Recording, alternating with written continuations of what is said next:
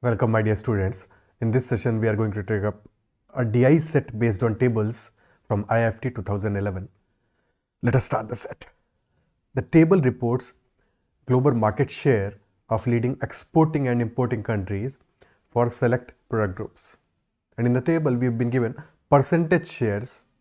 So these are not absolute values, but percentage values in terms of global trade, global market share, percentage global market share of selected countries in global exports. This is the first table, and second table is about global imports.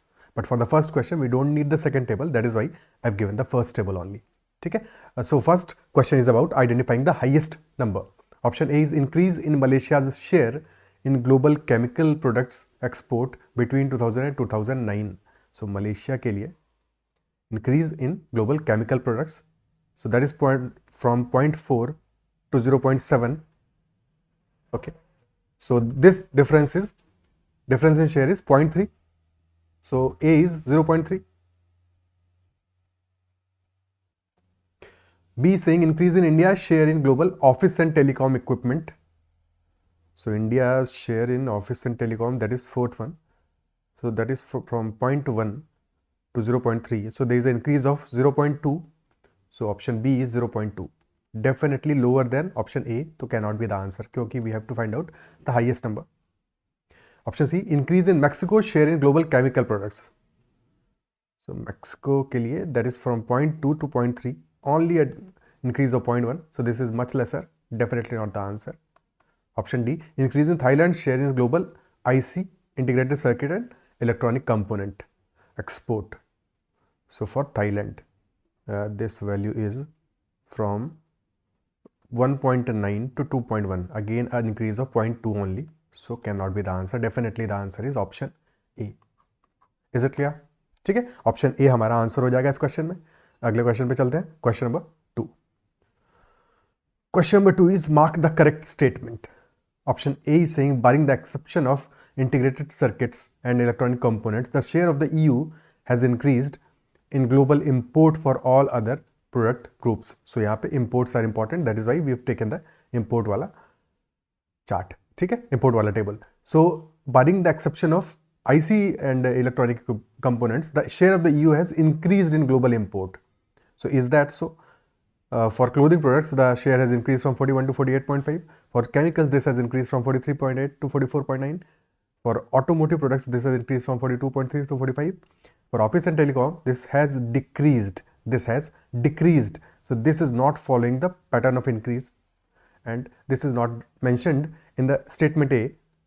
ठीक है, और integrated circuits में भी decrease किया है. So basically this statement is false because integrated circuits is not the only segment जहाँ पे कि ये decrease किया है, but it has also decreased in office and telecom equipment. So definitely option A cannot be the answer since it is false. It is not correct. Option B, between 2000 and 2009, global export share has remained unchanged only for 2 countries. ठीक है, only for 2 countries. So as such, we have been given percentage shares. We have not been given total shares. ठीक है, total shares in the global trade. वो तो given ही नहीं है हमको, ना तो सबके लिए. ठीक है, और परसेंटेज शेयर है तो हम इनको ऐड करके कुछ भी पता नहीं लगा सकते, इनको ऐड नहीं कर सकते. ठीक है, दीज आर परसेंटेज वैल्यूज, और हमें नहीं पता है क्लोथिंग में कितना है, केमिकल में कितना है, ऑटोमोटिव में कितना है. So we can not definitely check कि टोटल ग्लोबल एक्सपोर्ट शेयर किस किस के लिए चेंज हुआ है, नहीं हुआ है. That we can not know. ठीक है, even for a particular category we do not know कि किसी कैटेगरी में किसी का कंसिस्टेंट है लगातार. सो किसी भी कंट्री के लिए, so that is not there, that is also not there. ठीक है, so we can not say about this statement. ठीक है, इस स्टेटमेंट के लिए वी कैन नॉट से, और definitely this is false because this is not remained unchanged for any country whatsoever. सबके लिए चेंज हो रहा है. ठीक है, कोई एक दो कैटेगरी में हो सकता है. तो definitely B is false and C is false. ठीक है, और क्लियर है.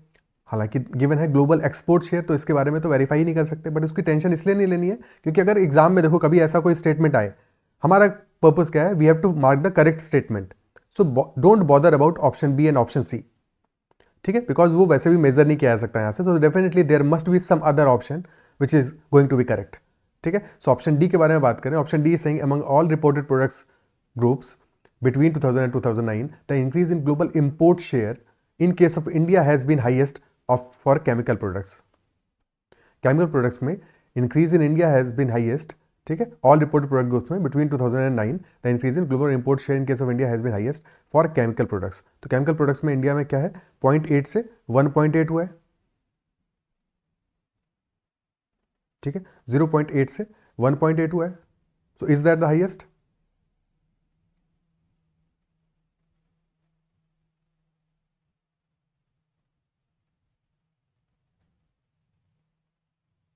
The increase in global import share in case of India has been highest for chemical products.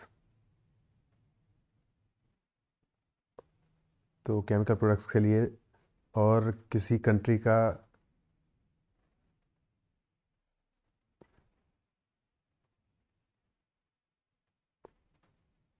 India के लिए this is from 0.8 to 1.8 among all reported products the increase in global import share in case of India। बिल्कुल बिल्कुल। For clothing this has increased from 0.4 to 0.9, for automotive products this has increased from 0.1 to 0.4, for office and telecom this has increased from 0.3 to 1.2, there is an increase of 0.9 and here it is an increase of 0.3। so definitely यहाँ पे increase 0.9 का है for office and telecom equipment, but increases of 1% as such for chemical products, so definitely that is highest in case of India for chemical products, so that is correct because this is talking about in case of India, ठीक है, सबके लिए बात नहीं कर रहा है, in case of India this is true that it is highest for chemical products, so statement D is correct and that is why we do not need to bother about statement B and C। next question,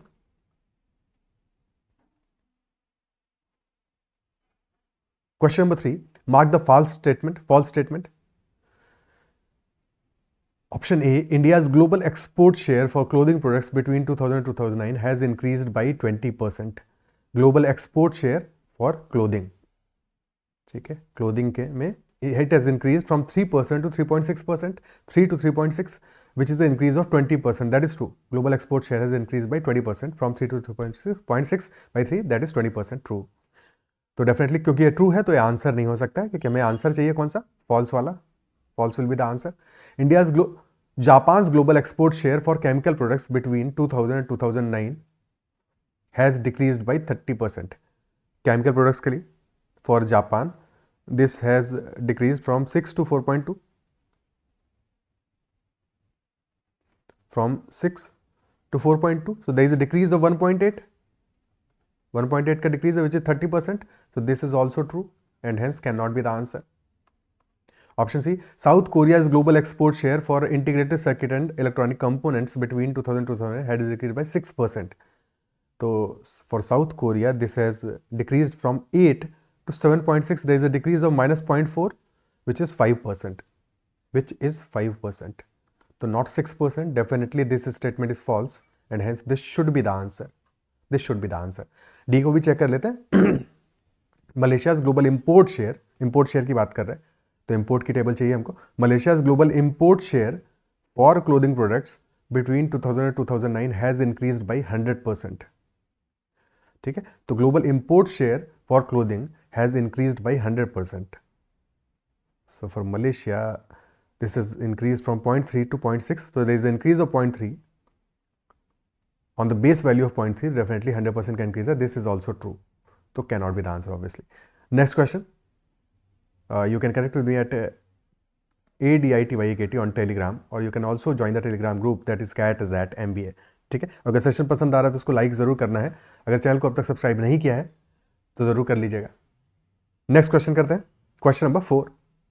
Question 4 is saying if between 2000 and 2009 India's export market share in integrated circuit and electronic components had increased by 600%, ठीक है, ये if की बात कर रहा है, तो अभी जो इंक्रीज आया है उससे ज़्यादा होना चाहिए, अभी जो भी इंक्रीज आया हो, बट हमें अब चाहिए क्या, increase by 600%, then rank of the country in terms of market share क्या होगा। सो आईसी में अभी इंडिया का कॉन्टेक्स्ट क्या है, 0.1 है और कोई भी इंक्रीज नहीं हुआ है, बट अगर इंक्रीज हुआ तो 600% से, तो अगर 600% से इंक्रीज होगा यानी कि 0.1 में 0.6 का इंक्रीज होगा, so the new value will be 0.7, the new value will be 0.7। और क्वेश्चन इज आस्किंग कि what will be the rank of India in terms of market share in 2009 in that case, ठीक है। और ये rank कहाँ पे बात कर रहा है, rank in integrated circuits and electronic components में, ठीक है।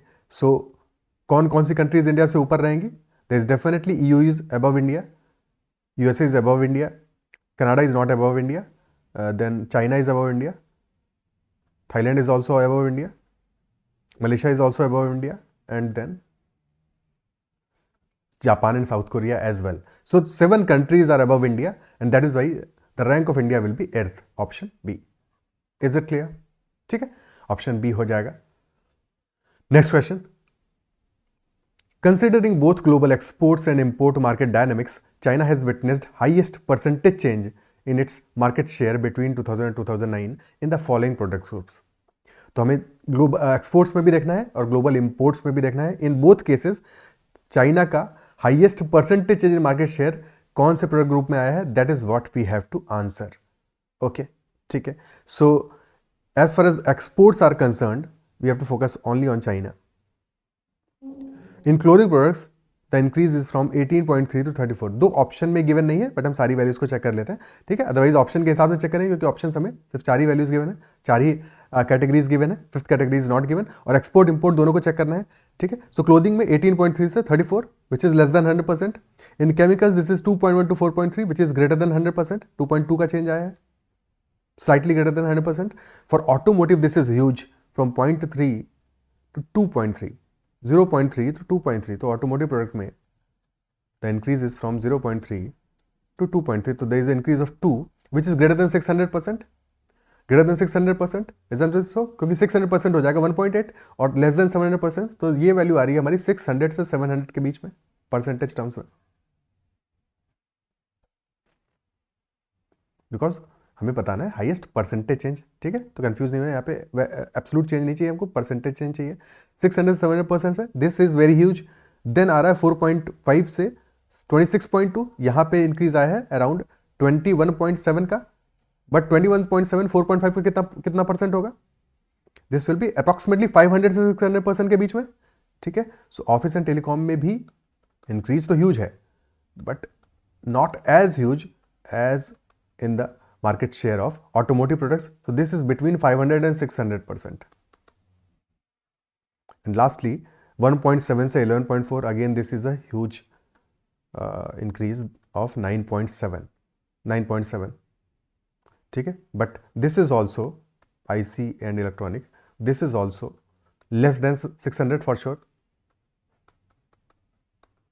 because 9.7 is less than 600. So 500 600% के बीच में है ये वाला भी. So as far as exports are concerned, the highest percentage change in automotive products. अब imports में check कर लेते हैं.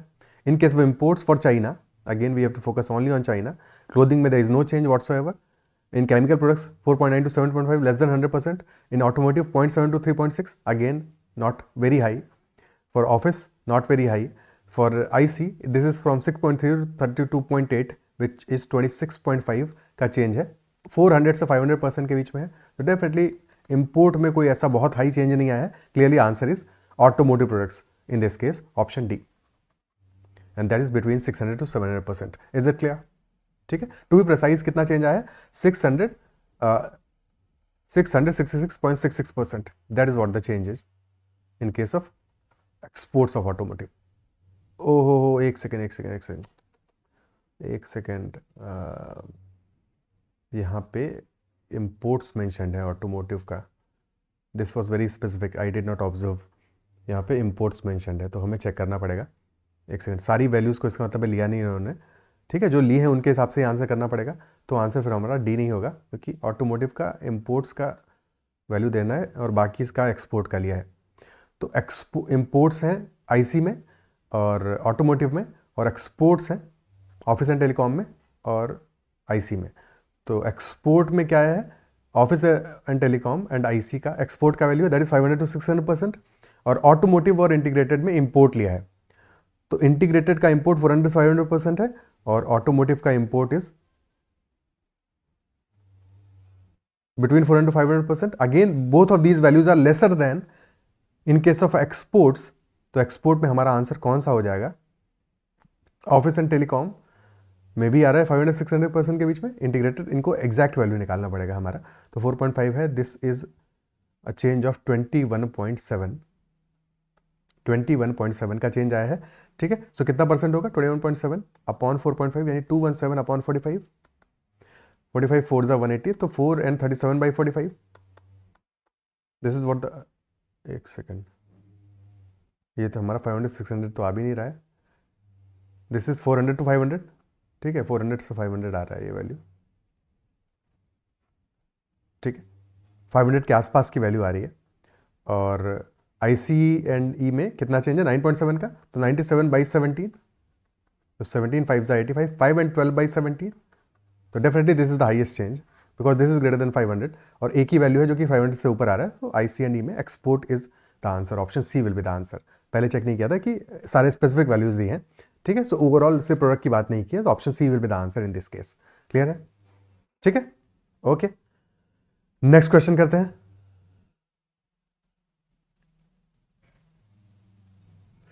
Next question is saying, question number 6, suppose the 10 countries reported in the above table are arranged according to their continent, North America, EU and Asia, then in terms of export market share for chemical products, automotive, office and telecom and integrated circuits, the continent wise ranking in 2009 would be what? 2009 की ranking पूछा है और सबसे पहले continent में हमें इनको करना है, तो EU में तो EU ही है अपना, ठीक है, 27 कंट्री सारी एक साथ में है, और फिर अपना कॉन्टिनेंट है North America and Asia. North America में they will be USA, there will be Canada and Mexico, तो USA, Canada and Mexico, ठीक है, these will be North America, और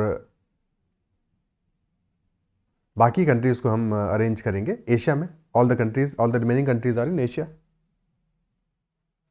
all the remaining countries are in Asia। सबसे पहले बात करते हैं केमिकल प्रोडक्ट्स की। अब क्लोथिंग और केमिकल में कंफ्यूज नहीं कर जाना है, पहले क्लोथिंग है, ठीक है, तो ये गलती होना बहुत कॉमन है। केमिकल प्रोडक्ट्स की बात कर रहे हैं, ठीक है, केमिकल प्रोडक्ट्स में EU का शेयर इज 54.1%। अब 100% में अगर किसी का share 54.1%, definitely that will B at the top, तो EU is definitely at the top for sure with 54.1% share. और फर्स्ट में हमें देखना है क्योंकि फर्स्ट केमिकल प्रोडक्ट्स ही है कि EU टॉप में किसके लिए नहीं है, तो ऑप्शन बी में तो नहीं है, ऑप्शन बी में एशिया को टॉप पे दिखाया, तो definitely that can not be the answer. बाकी सी और डी में भी है, कोई बात नहीं। अब बाकियों को चेक कर लेते हैं, तो EU का शेयर है 54.1% और टोटल शेयर 100% नहीं है, ये भी ध्यान रखना है, ठीक है। सो अब नॉर्थ अमेरिका का शेयर कितना है, 11 प्लस 1.9 प्लस 0.3, तो 11 प्लस 1.9 12.9 प्लस 0.3 13.2, तो नॉर्थ अमेरिका के लिए this is 13.2 and for Asia this value will be 4.3 plus 0.9 which is 5.2, 5.9,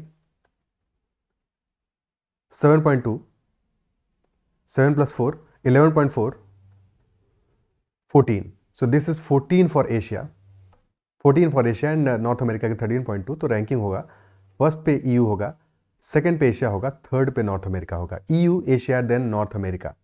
तो ऑप्शन ए में तो ये पहला वाला पोर्शन करेक्ट है, ऑप्शन सी में भी ये करेक्ट है एंड ऑप्शन डी में भी दिस इज करेक्ट, तो सभी में करेक्ट है सच, ठीक है। सेकंड कैटेगरी इज हमारी कौन सी है, ऑटोमोटिव प्रोडक्ट की।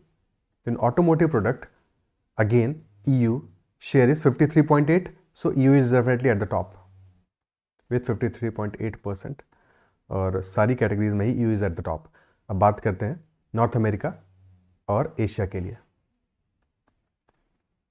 So basically this is the only calculative question, much calculative question in this set, क्योंकि फिफ्थ वाला भी वेरी डूएबल था, बहुत ज़्यादा कैलकुलेटिव नहीं था, और ये भी ऑब्जर्वेशनल है, ऐसा कोई बहुत ज़्यादा कैलकुलेशन नहीं है, कैलकुलेशन बड़ी सिंपल सी है।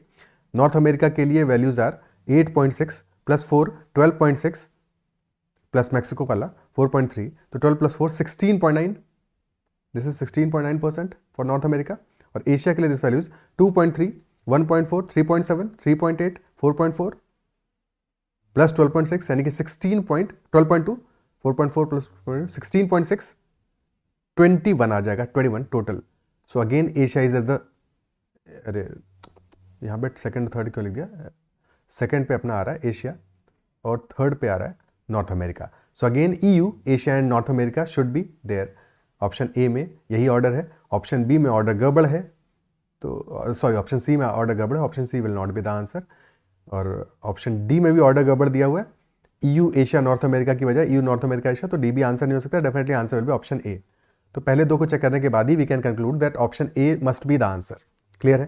ठीक है, अब इसके बाद की चीज़ों को ऐसा हमें चेक करने का ज़रूरत नहीं है, वेरीफाई कर सकते हैं बट एग्जाम में इतना नहीं करेंगे और क्लियरली ऑप्शन ए को मार्क कर देंगे, बाकी अभी अब चेक कर सकते हैं, कोई दिक्कत नहीं। Third categories office and telecom, तो ऑफिस और टेलीकॉम में 24.8 इज फॉर EU,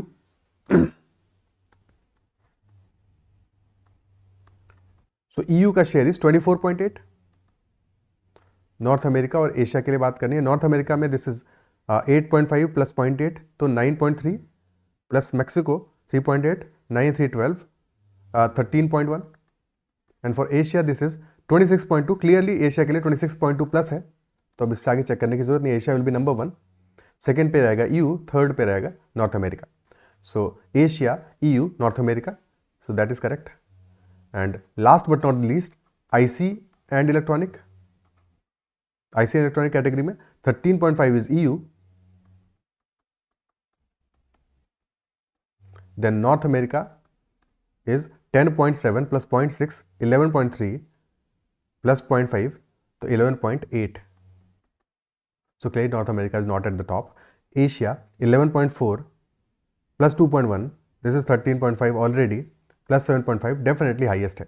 तो फर्स्ट पे है एशिया, सेकंड पे EU, थर्ड पे North America, so definitely that is also correct. तो ऑप्शन ए डेफिनेटली अपना आंसर, पहले भी था अभी भी है आगे भी रहेगा। क्लियर है? ठीक है, so that will be the answer for question number 6 and this is all about this particular set that we were discussing.